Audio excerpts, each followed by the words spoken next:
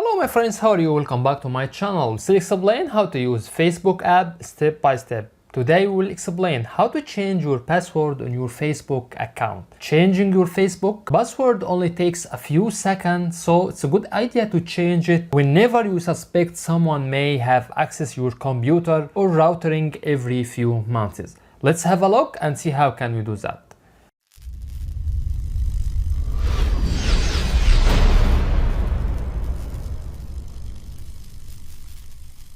First, tap on Facebook app icon.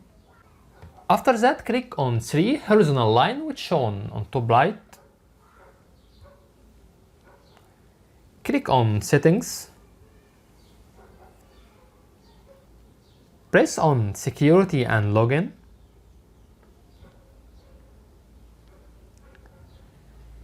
Click on change password. I just want to pay your attention while making a new password. Just make sure to choose password you don't use anywhere online. Also make it easy for you to remember it. First click current password here. After that press new password on this icon. And this repeat new password here. After that press on update password.